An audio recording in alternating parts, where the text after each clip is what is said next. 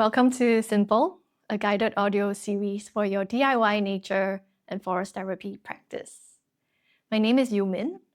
I am a certified forest therapy guide and trainer with the Association of Nature and Forest Therapy. I am also the founder of Forest with You. Before you begin your practice, I would like to gently walk you through a few important things to help you prepare, so that your experience can be meaningful, easeful, and safe. So number one is time and attention. This full practice will take at least an hour. It would be best if you could offer yourself the gift of time.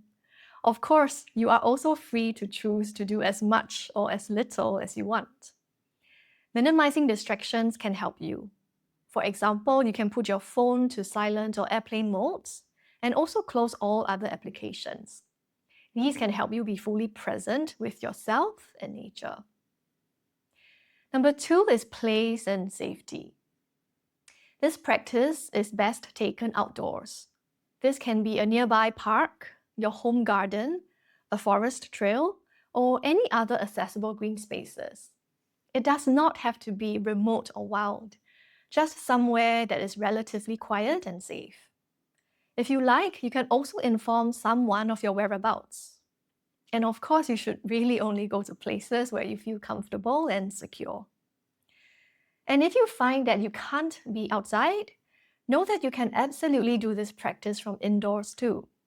Perhaps you might want to situate yourself near a window, your balcony, or maybe just surround yourself with some houseplants, or maybe even your pets. This practice is really more about how you show up than where you are. And number three, what to bring. For your best experience, here are some suggested things to have with you. A journal and pen, a sitting mat or something for you to sit upon, headphones or earpieces to help you listen better, a power bank or extra battery for your device, drinking water or your favorite herbal tea. Sun, insect, and weather protection is required in your environment.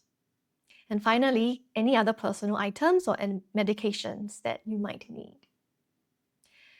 And number four, we come to awareness.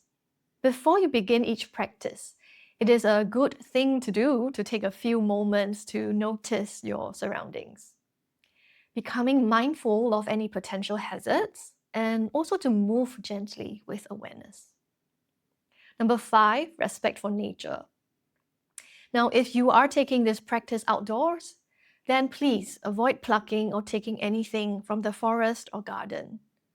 Let us tread gently with love and respect. And this is for the land, for the beings who share it, and also for yourself. Leave no trace except perhaps your footprints, your heart's songs, and the memories that you will create with nature. So finally, please know that this guided series is not intended as medical treatment or therapy, and it should not replace any professional advice or support that you may need. Thank you so much for taking this step, and here is to heartful becomings rooted in nature. When you are ready, I will see you in the next audio.